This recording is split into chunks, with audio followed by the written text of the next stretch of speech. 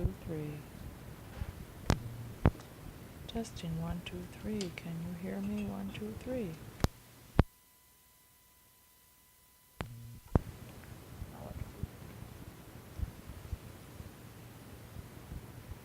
Good evening. Today is March 14th, year 2000. We are in the home of Agnes McCredie in Roscommon, and she's going to do an oral history for us. So now, Agnes, if you would say that this tape will belong to the Roscommon Area Historical Society. This tape will belong to the Roscommon Area Historical Society. Okay. We'll start out with a little bit of a background on your parents, if you don't mind. Okay, I can tell you that my parents were born in Austria, and they both came to Illinois, to America. I can't tell you the years, but my mother was about 18. My father was maybe 22 or so. And my mother went to Chicago to be with an aunt. Did they come through Ellis Island? Yes, they both came to Ellis Island. And my mother went to Chicago, and she came here to help an aunt who had a husband who had cancer of the throat. Oh. And my aunt, her aunt, had a store, small store, which we would today designate as a party store probably. And she had 2 small children, and so my mother came to help her with the store and with the children and to take care of her sick husband. My father came over here to work on a farm with an uncle, his Uncle John, and this was in Wisconsin. I don't know exactly where it was. Okay. What were your parents' names? My father's name, of course, was Joseph Wagner. My mother's name was Mary Margreiter. So when they met in Milwaukee at the home of mutual friends, they didn't know each other in Austria, but they found out they only lived a few miles apart. Oh, isn't that cute? Mm-hmm. But went to different schools, and it was all different. And but they had these mutual friends, and they met there on a Sunday afternoon. And my mother had come from Chicago to Milwaukee by boat.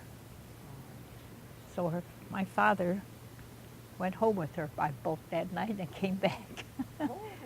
You know, escorted her home, and that's how he courted her, I guess. Oh, isn't that neat? Okay, we're gonna check that.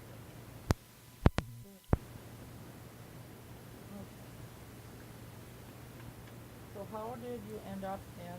How did your family happen to come to Roscommon County?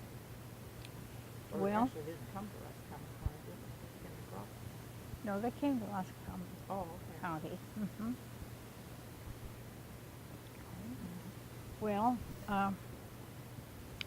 my mother and father moved to Chicago and had 7 children there. And this was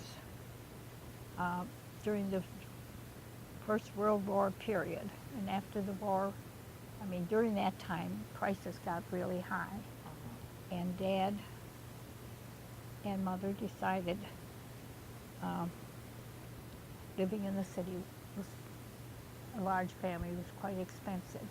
And at that time, we had friends who had moved from Chicago to El Dorado to homestead land. And there were several parcels of land to be homesteaded, and they were all 160 acres.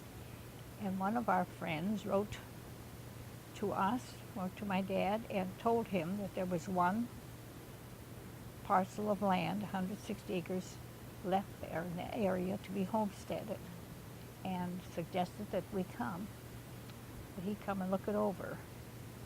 And he did. And when he came back, he told about it. And they let us have a vote on it. Oh, all 7 of you? Well, my oldest sister was married by that time, and my second oldest sister was not going to leave Chicago. She was 18 or 19 and couldn't make up her own mind, and she decided to stay in Chicago, and she would live with my sister and her husband and little girl. And so we all decided we would like to live on the farm. My dad painted quite a glowing picture of the trees and all that, so we came to Roscommon. And we came to Roscommon in early November of 1918, and my first view and memory of Roscommon is getting off the train on a frosty morning in November and seeing this little depot with yellow lamplight or lantern light. They had lanterns in there shining through the window. And all of us stumbling out of the train, sleepy and cold and hungry. And we were met by the depot agent, as he was called. And his name was Happy Preston. Oh. And he was the jolliest, friendliest, nicest man that anyone could meet on a cold morning like that. It was a good job. Oh, yes. And we went into this depot, and the fire was burning, it was warm, and there were benches around, and the lamps were light, lanterns. Early in the morning? 4 o'clock. Oh. So we all got settled in there, and of course, my mother and dad started talking to Happy, and he told us all about his family. And his family were the Preston girls, you know. Bertha Carpenter was one of his daughters. Oh, yeah. Evelyn Ballou was another daughter, and Helen Murphy. These were his 3 daughters, and his sons were Lovell and Ed Preston. And I didn't know it then, but I got to know all of them well, except Ed. I never did know Ed. But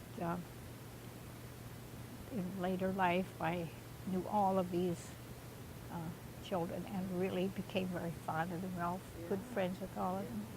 And today I know their children and their grandchildren. But he told us how happy he was in his marriage and with his family.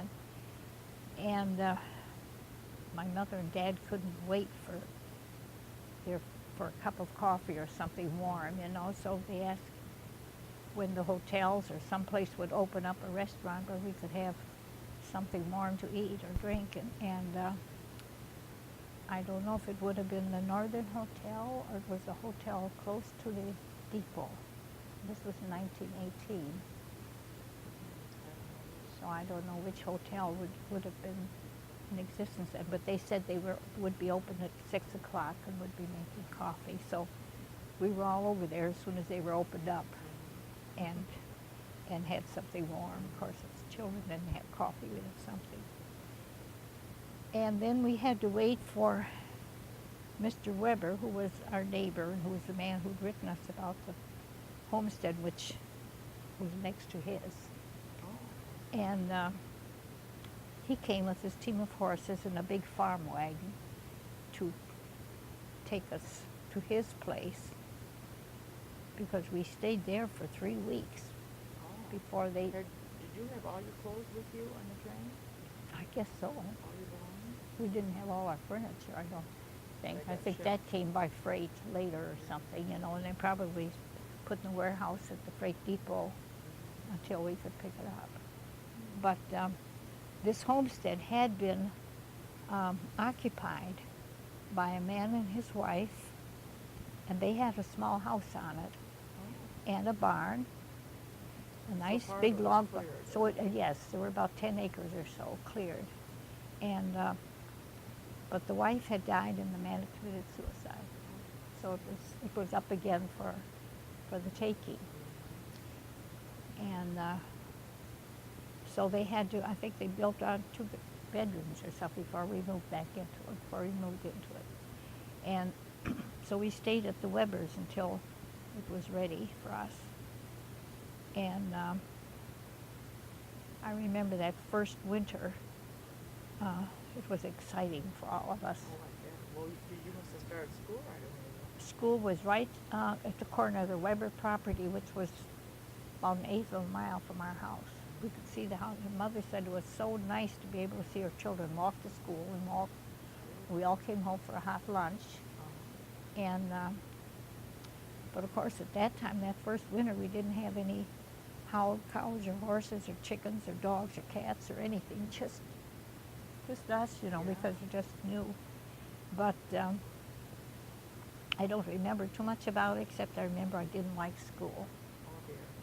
I liked the teacher. She was pretty. Uh-huh. And I remember her name, and my sister and I, about 10 years, Sister Ann? my sister Ann and I, about 10 years ago, went to hunt her up to visit her. And she was in a nursing home. No, she was in an apartment in Fairview at that time. What was her name? Millie Hageman. And she married Reed Cripps, and her married name was Cripps. But we both remembered her with fondness, and she remembered us. Did she? Wasn't that nice? She remembered us and was very happy to see us. Sure. And she was in her 80s, and she's died since. But we did look her up. And I wrote a note to her that first winter, and I said, I remember what I wrote in the note. Really? I wrote, dear teacher, I used to like school in Chicago because we had lots to do and they kept us busy, but I do not like school here because there isn't enough to do. So she called me up and she read her note and she said, Agnes, do you see that big box in the corner? And I said, yes. Well, she said, you go over there and you look inside it and you pick out any books that you want. They were kind of discarded textbooks of all grades and all kinds, some of the pages missing and so on. She says, you pick out any books you want and you read them. She said, if you want to pick out I think I was in 3rd grade. She says, if you want to pick out a 4th grade arithmetic and you want to get to work in that, you do the work and I'll correct it. Great. So I She think challenged that's you. what I did, was a challenge. And I just loved it. Good. I could work at my own speed. And so that made me like school better. Sure. And Now, how many students were in that school? well, there were Andrew, Ann, Agnes, George. Joe was too small. Joe was 4 years old. There were 4 of us, and there were 3 of the Kreitzers, that's 7, and Emma were 8 of us. Really? Uh-huh. There were 3 families. A single girl that walked over 2 Is 2 that miles. school building still there? Oh no, it's been long gone, long gone. And the next year I wasn't there. The next year I went to Techni, Illinois with my aunt and uncle, and I stayed there a year. And I loved everything about that, except that I wasn't home. Sure. I was homesick, so the next summer I went home and stayed home after that. But we loved the animals, we loved the trees, we loved the wildflowers, we loved the freedom, we loved picking berries. We really liked a lot of things about. Did your mother like it pretty much too? My mother always said she was going back to Chicago. Many of us said we were all going back to Chicago. But in the meantime, we were making the best of what, Sure. where we lived. And my mother and dad struggled to improve the land. And my dad, of course, had to. In order to homestead land, you have to make improvements. And you have to clear a certain number of acres every year. You have to live there the full year round. You can't just homestead land and then go back to the city and earn money and just hang on to the land, pay taxes. I mean, you have to really show that you're making that your home. And so it was an uphill battle to do that. And So what did you make a living on, the crops then, or the animals? both. Both? We You worked hard. we worked hard. We worked hard. And it was a big thing for us when he bought his first team of horses. He bought them from the Hollowells out here. And It was a big thing when he got his plow and his disc and all those things. That to us, that was modern, you know. That was, yeah, that was progress. So anyway, and then we got cows and we had calves and we, you know, started having our own meat and improving our herd, and we had chickens and we had, I mean, life got a little easier every year, you know. And Did you have to help your mother can? oh, did I ever. From the first seed to the last jar in the basement, I was in on every activity. Oh, yes. We had to carry water on dry spells, you know, and water the garden row by row by row by row.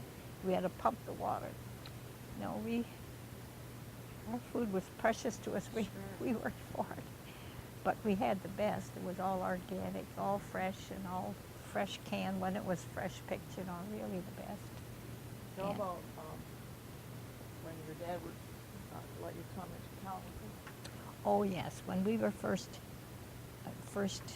out there, coming to town was quite an episode Yeah, because, huh? for one thing, we had to come by horse and wagon because we came to buy big supplies of things, you know, a barrel of this and a barrel of that,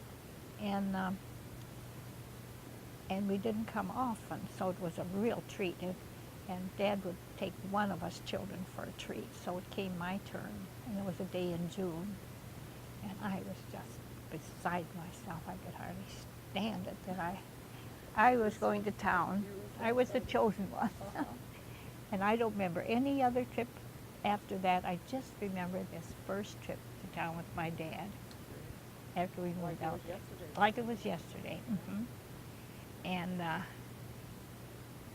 And we went, I don't know how many roads and what kind of roads, but he chose roads that took us through. There were two small lakes. There was Hunter's Lake and Jim West Lake now, and they're both dried up. But we drove along the edges of those lakes and drove right through the water to kind of firm up the wheels on the wagon. It would, you know, swell them up. Yes. And we stopped there and let the horses drink and cool off, and even that was exciting to me. And then we got to town, and Dad, I think Louis Sackrider had a stable, a livery stable, and we put our horses in there, and went to Price's grocery store, and that was the big grocery store. Well, it was about 1920 or so, you know, 1919, 1920. And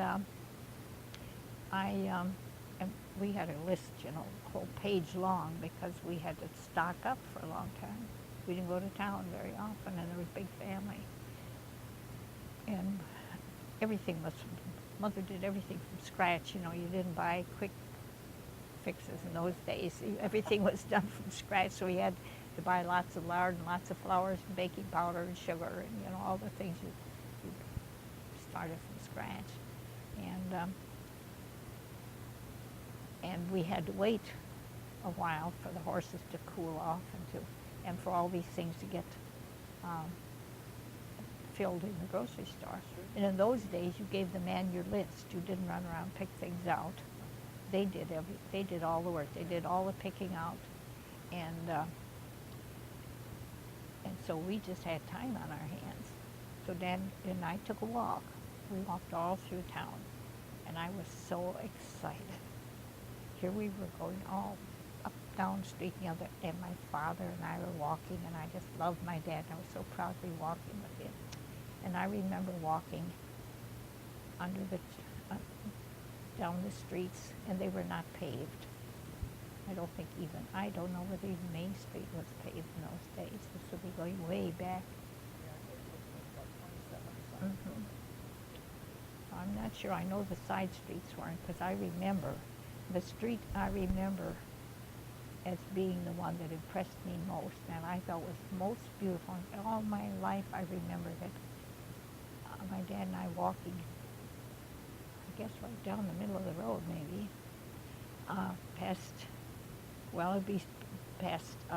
it'd be on 5th Street, from the corner of Lake to like to the creek down there, you know.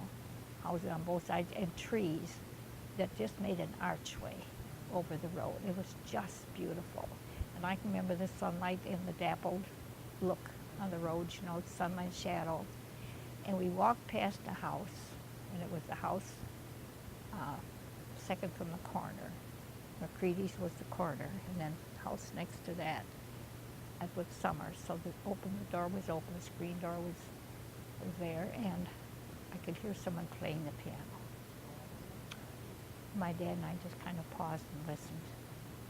And I thought, oh, whoever that person is, she's the luckiest person in the world. She lives in town on this pretty street, and she knows how to play the piano. Oh, she had it all. Huh? I thought that person had it all.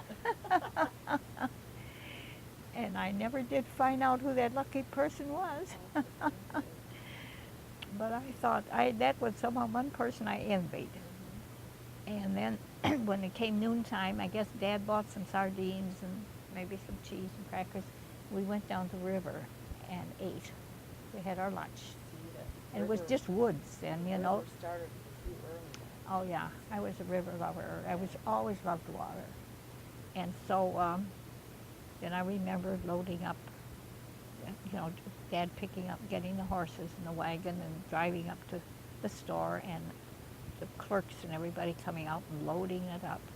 And Mr. Price handed me a big brown paper sack full of candy. And that's what grocers did in those days. If somebody came in and bought a big order, and they knew they had children, they always gave them free candy. And it was the bigger the order, the bigger the sack, you know. So we had quite a big sack of candy. And I could hardly wait to get home to show my brothers what I brought home, you know. But that was one of the happy days of my childhood. That's a day that's remained in my memory. So then, you know, came someone else's turn, and I imagine they all thrilled to it. And I guess we went to town by horse for several years, and then my dad got a used Model T car. So then we started going by car. Oh, that was exciting Now, too. how long did you go to that little school?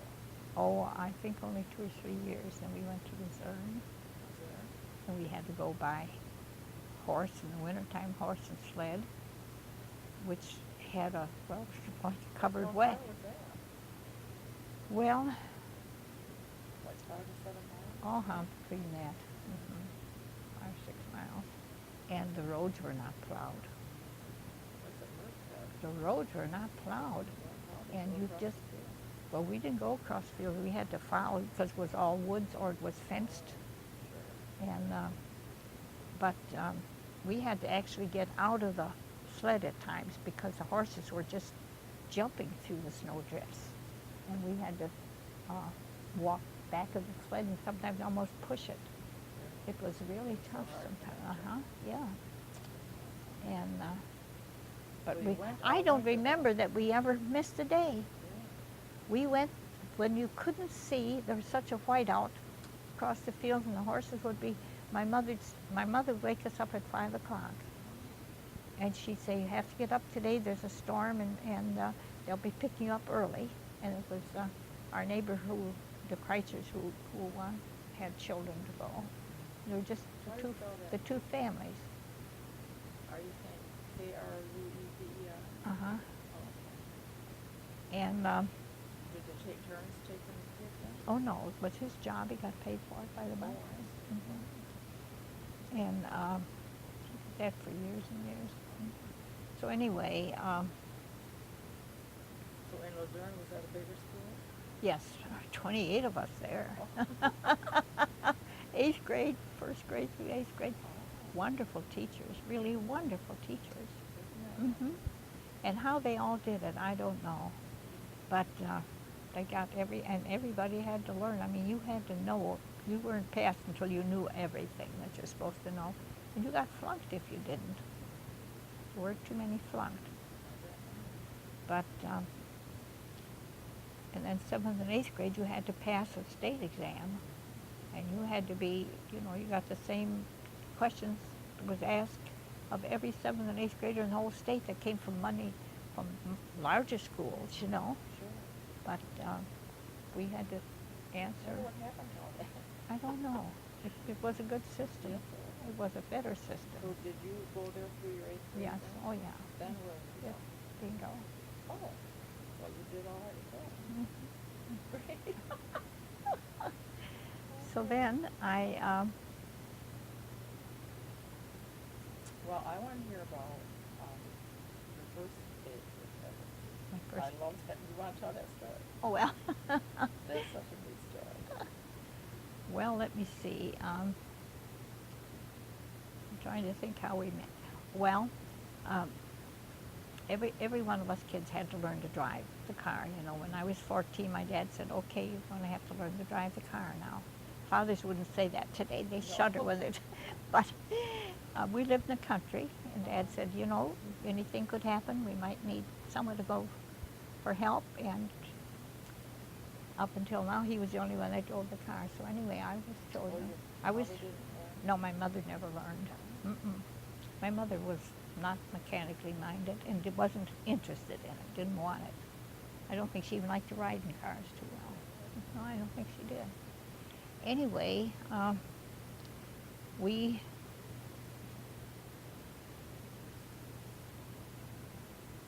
went to town once every week, every Friday. And All of you and me? no, sometimes it'd be my brother and I, sometimes it'd be my dad and I, sometimes it'd be me alone. Oh. But, and we'd always have the grocery list. And by now we were shopping at McCredie's also because they had a nice meat market. And, I think prices, no, this was, right at the beginning. Prices hadn't burned down yet. I was going to say later on Price Store burned down. But no, but McCredie's had fresh fish brought in every morning, every Friday morning. And They must have come on the train, like a big city. either train or a ice truck. I think they were fresh caught from the bay. They were just fresh caught fish, and I think they iced them and brought them either by truck. And I know they were wonderful fish.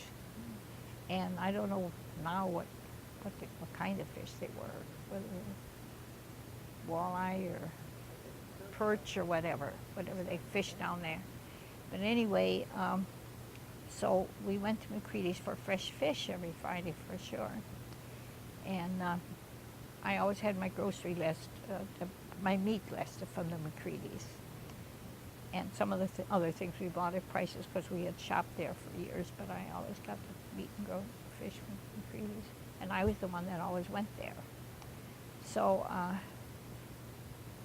Everett, I guess, started noticing me. And one day when I went there for my fish and meats, I paid him, and he brought me the change. And as I held my hand out, he put his hand, and he held my hand in both of his and asked me for a date. Oh. And he took me so by surprise, I didn't know what to say. And I said, well, I'll have to ask my dad first. And he said that's what he really liked about me, that I was the kind of girl who would ask her dad first. So anyway, I did. I went home and told my mother and dad what happened, and there were no objections. So I went back the next Friday and told him yes. So he made it. He had to wait a week for his answer. There were no phones then. I didn't have a phone anyway. And so he made a date for the following Sunday, and this was in November.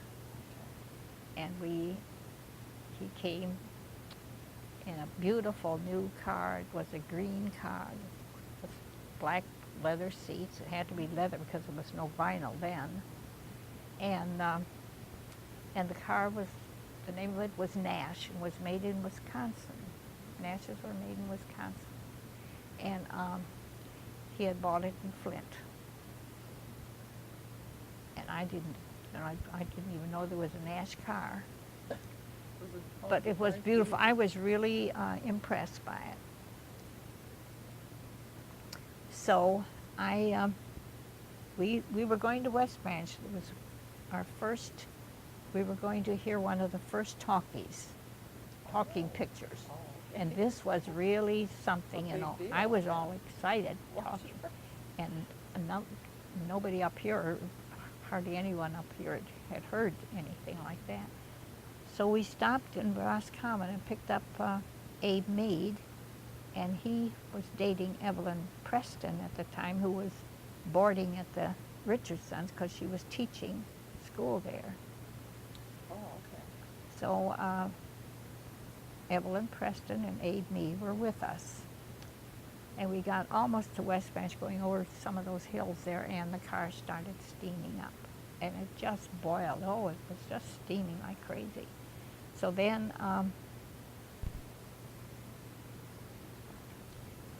they took the cap off it and cooled it down, and we limped into West Branch that way. Every little while we had to stop. At the top of every hill we had to stop and cool it down. And they knew what had happened. The belt had broken, fan belt, and was heating up. So we got into West Branch, and of course it was Sunday. In those days, they didn't have businesses open on Sunday. We finally got, I think we found a Ford station or something that was open to sell gas and so on. And they didn't have a fan belt to fit it. That's the mash. No, and there wasn't one in West Branch that would fit the Nash. So finally they got the idea that maybe a screen door spring could be fastened around it and made to run. So the Ford man called the hardware store man up and got him to open the store, and we got the screen door thing on it.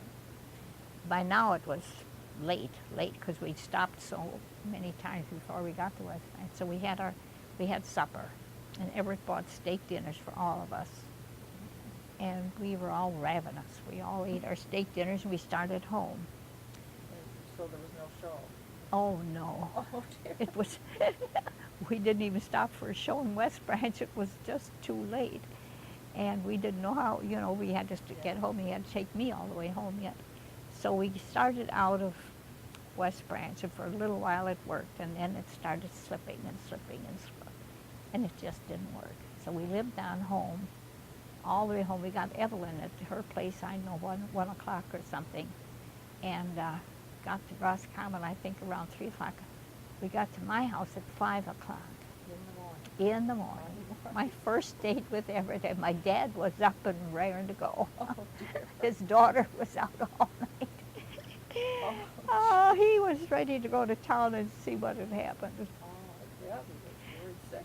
Oh, yeah, he was an old-fashioned dad, and I knew how he would act. Well, anyway, and when we got to town, Abe said, Everett said, could I, borrow your dad's car? Abe didn't have a car, but his dad had a car, and so it was really an old car, and we were so glad to get it.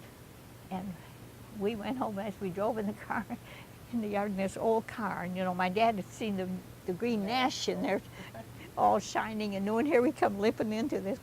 So he believed our story all right when we told him the story. Well, he would have believed me anyway, but anyway, that was the story of my first date. How long before you ever got to see the talkie? I think we saw it we never went to Bay City. Never got to Bay City. No, we saw it at Gray Lake, yeah. Oh, No, Gray Lake. Gray Lake. There was no show in Roscommon. No. We used to go to something in the summertime called Chautauquas. Do you ever hear about those? That was a company that traveled from town to town, set up tents, and put on a play, a drama. And What was the word you said? Chautauqua, Chautauqua. Chautauqua,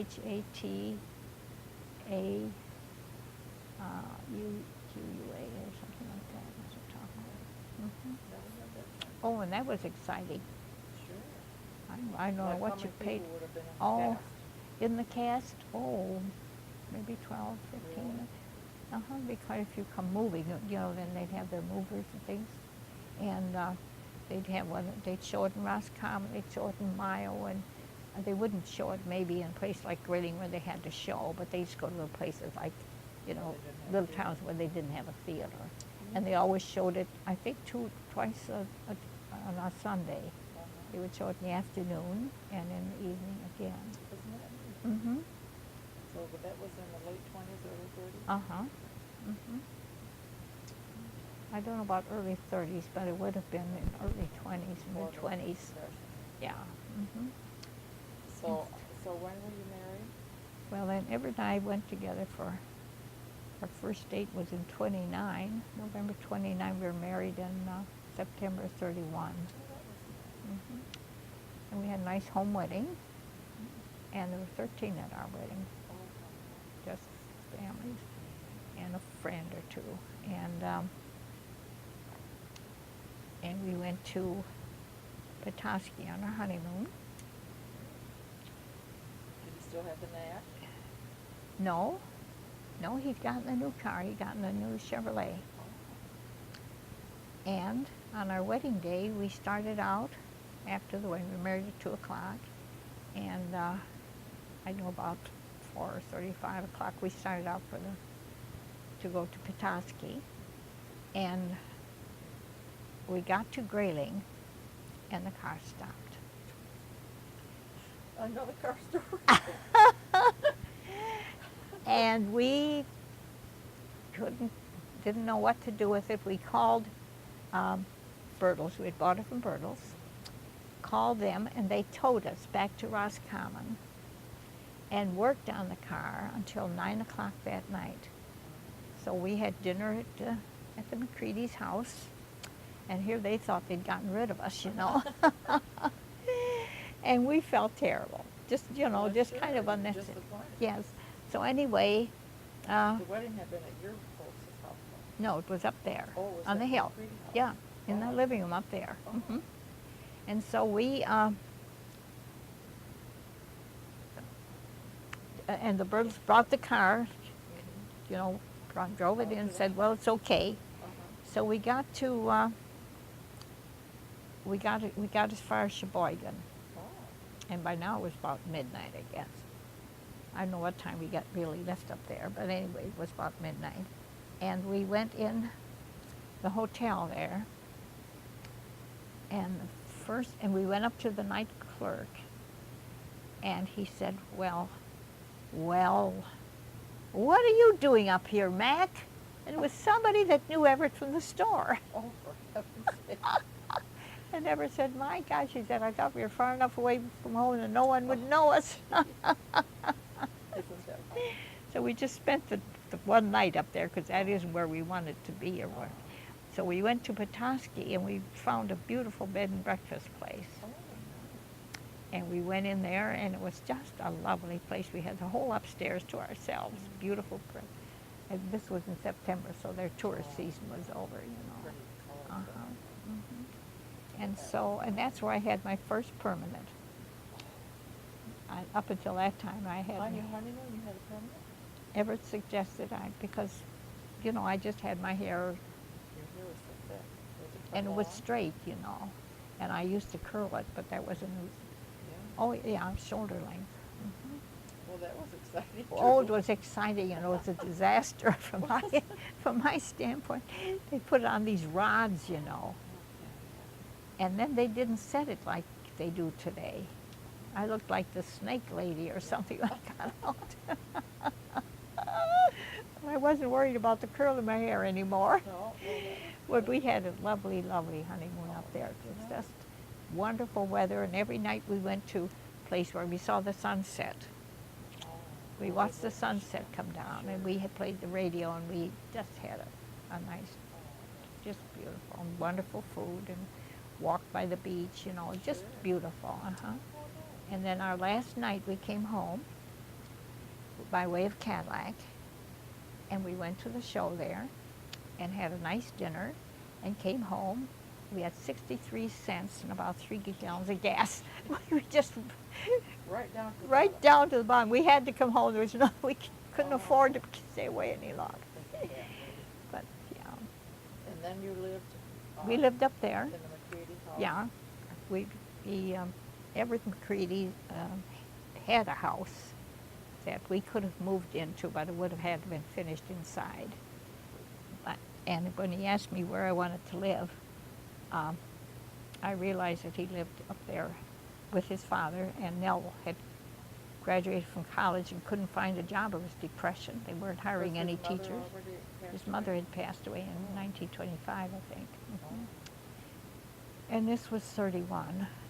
And so I said to Everett, well, I think you'd like to live up there where his father every night asked him, well, tell me what the store, tell me about the store, what happened today? And I could see that it was, yeah, I didn't want that. I knew his father. So by that time, the father was not working in the store No, anymore? he was retired. So I moved up there, and it was a very happy decision. Everett said to me, I knew you'd make the right decision. So he was happy with that choice. And we had a good time. The father died 2 years later. He died in 34, really. And my father died the year after Everett and I were married, on my birthday. Oh. We had just been there to visit and share the cake and so on. And I was home about an hour when my brother came to the door and said, my father died. So we saw him that, you know. That very day. Uh-huh. That's a nice It is a memory. nice memory. Sure. And was your mother still alive when you got married? Oh, yes. Yeah. Yeah, my mother's still alive. So she My lived- mother lived to be 84.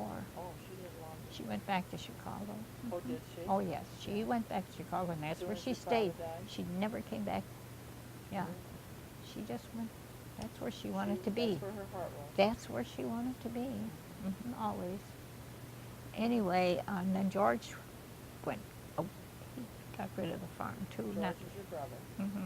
My brother George, and he was 19 when my father died, and or maybe 20.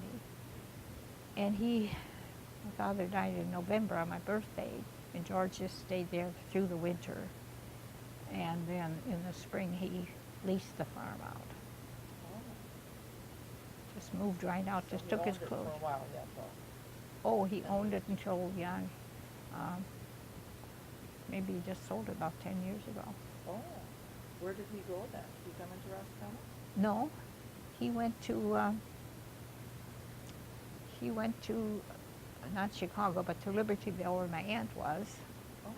And that's then Illinois. he went to California, and he was out there 5 years. Oh. Then he joined the Army. Well, George got around, didn't he? Yeah. But And eventually George married. yeah, Your Nell husband's lived with sister Everett Nell. and me for 13 years. Did she? And my brother George, well, all my family came to our home on vacations. And George came home on furlough. He was in the Army. He had volunteered. He joined the Army before the war began. And he was home on furlough during the war after he served on Annette Island off the Alaskan coast. He'd been there for several years. So he had a long furlough, and What island? Annette Island was part of the Aleutian chain off the coast of Alaska near Ketchikan. And so he came to visit us and stay with us during his furlough. And he and Nell started dating, and by the time he went back, they were engaged. Well, once he got going, he didn't waste any time. Huh? That's right. But by now they had known each other for quite a long time, Yeah. because George used to spend Christmases with us, and he was with us quite a bit. So So you and Everett were the center of both of your families then, really? Yes, we were. So we had a good life. And I enjoyed the business world. I enjoyed being with Everett in the store, although he didn't want me to work on a steady basis, and I never did in his store, in the grocery store. But I did go down sometimes and help get things ready for a sale, make displays, and in those days you had to measure everything out. Things were in the bulk, and if we sold like 2 pounds of fig Newtons for so much, well, we'd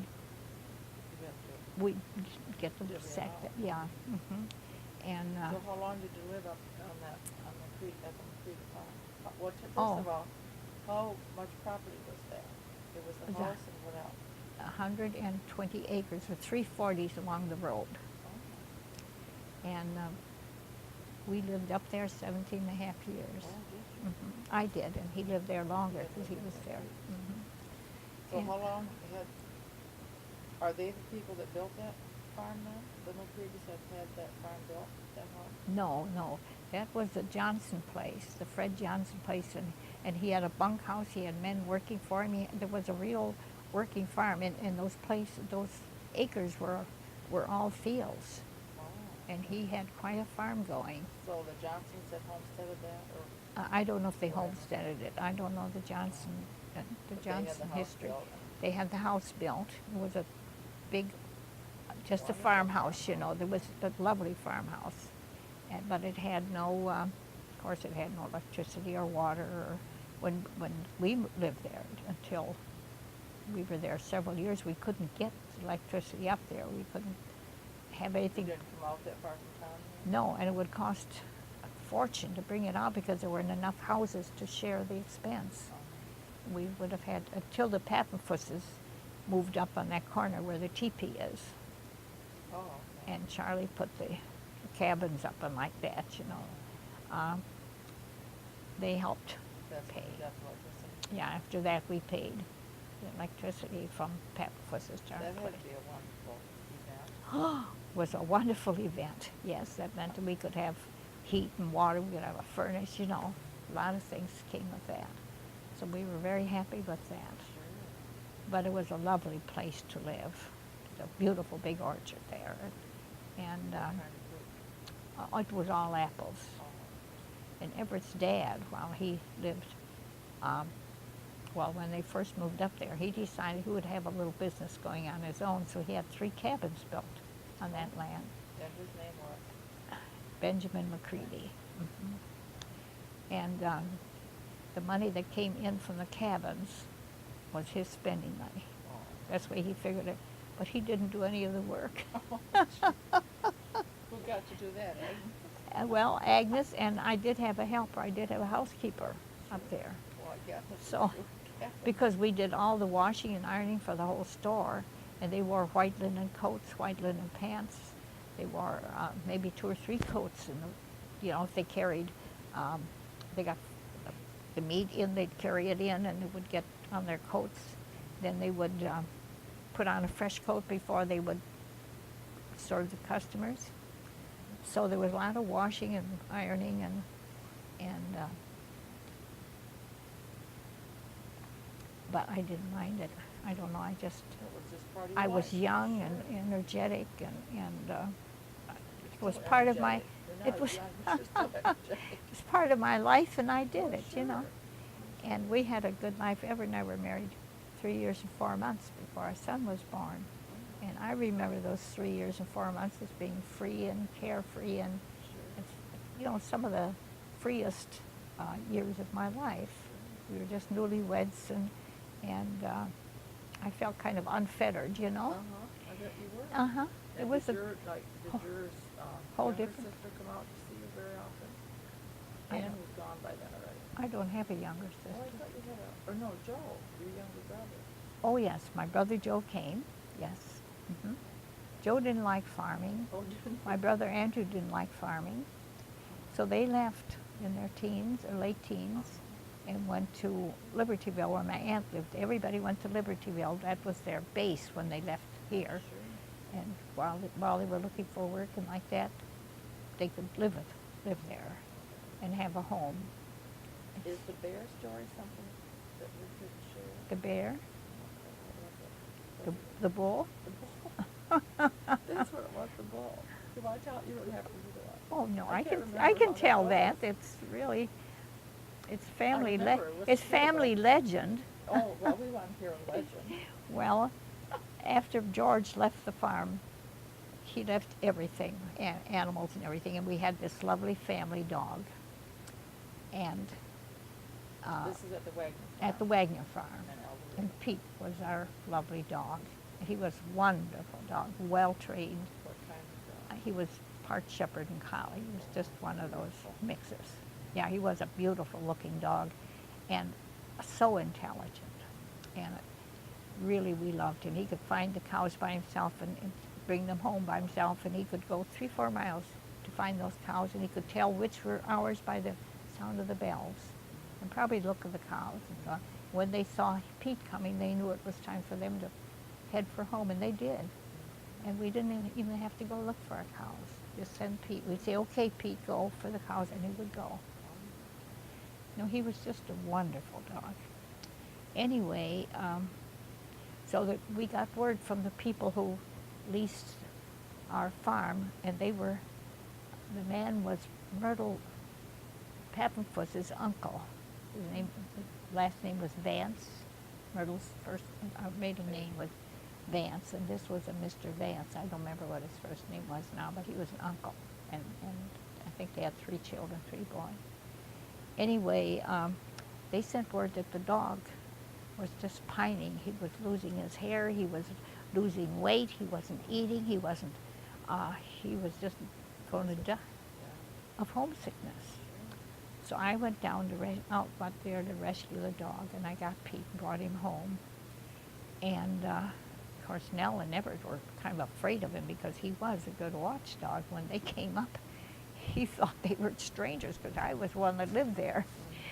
So, but he got used to them, and they learned to love him and respect him as we all did. And Vi and Ham did too. Everyone loved that dog once they knew him. But anyway, Pete was this wonderful cow dog, and I kept telling Nell and Everett what a wonderful cow dog he was. So Will Love used to lease our land for his cows to graze. Now this is the Love that had the Love Dairy. He had the Love Dairy, and the cows that weren't milking, he would put them he would bring them over and pasture them in our fields, because we weren't doing anything to our fields, and they had been hay fields, so they had good. And they were fenced. And they were all fenced, very well fenced. And there was a fence between the fields and the orchard and the house and all that. Well, one day I looked out and I saw cows in the orchard. And this was in the fall, and the apples were down on some of them were down, and they were eating apples. So and Nell was outdoors. And I said, Nell, watch Pete with the cows now. Now you can see with the cow how he'll take care of the cows. I said, they're in the orchard, and I'm going to chase them back through the fence into the field. Nell said, okay. So she was back by the house, and I took Pete, and I said, come on, Pete, go get him, Pete. And woof, woof, he went. And all the cows turned around and went back through the fence into the field, except one. And that one wasn't a cow, that was a bull. And he lowered his head, and he let a bellow out of him, and he started for Pete. Pete ran out around me and in front of me, just like a bullet. So here was Pete, and I was in the middle, and the bull was behind me, so the 3 of us were racing down the orchard. And this bull did tromp, and I was running as fast as I could, and I knew I couldn't make it to the house. We got down to the last tree in the orchard on that row, and I looked up and I saw this one limb sticking out, and I leaped for it, and I clung around it, my legs and my arms just as tight as I could, and the bull got to the tree and kept going round and round and huffing and puffing. He was just like you see a mad bull act, and I kept looking down hoping he couldn't reach up, and he couldn't. I was up too high. Well, anyway, Nell said, Agnes, where are you? She said all of a sudden she didn't hear anything anymore. She didn't hear all this tromping. She just saw this.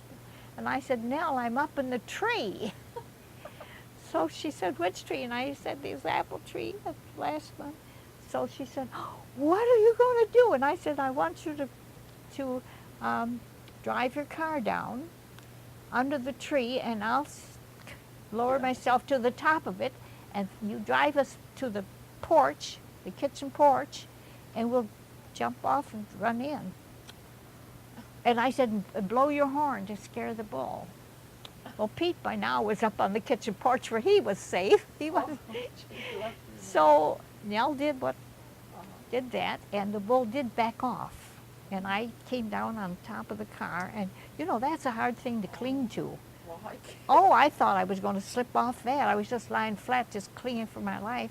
And she drove up to the thing, and we just raced in the house as fast as we could. And the bull followed us to the kitchen porch. He followed. He was so mad. So we stayed in there until he kind of lost interest, and then he went back. And that's the bull story. Well, that isn't all of it. So whenever he came home that night, we were telling him this bull story. And Everett said, show me that tree. So we went out to show him the tree where it was. And he looked up at that limb. He said, well, how did you reach that limb? And I said, well, I just jumped into it, just leaped into it. And he started jumping up, trying to touch it. He couldn't touch it. Nell couldn't reach it. Nell jumped to reach it. Of course, I jumped. You weren't even tall. No, but I'll tell you, you don't know. You know, people have said to me, it must have been your guardian angel. You know, it was almost impossible, but I did it. And Everett said, you know, it's hard for me to believe it. Nell said, Everett, if I hadn't been here to see it, I don't think I would believe her. And I said, look at my arms. I remember what I wore. I wore a bright yellow dress. Maybe that's what scared the bull. I don't know. I wore I wore a bright yellow dress and was sleeveless. And of course, it was quite short. And I was bare-legged, just sandals. So my legs and my arms were all scratched. Yeah. So I said, well, look here's your evidence. I was up in that tree. So that's my bull story. That's McCredie legend. And they all tell it. Well, sure. And you can't even embellish it. It's so good. Yeah, that's the true story. Well then, Wonderful.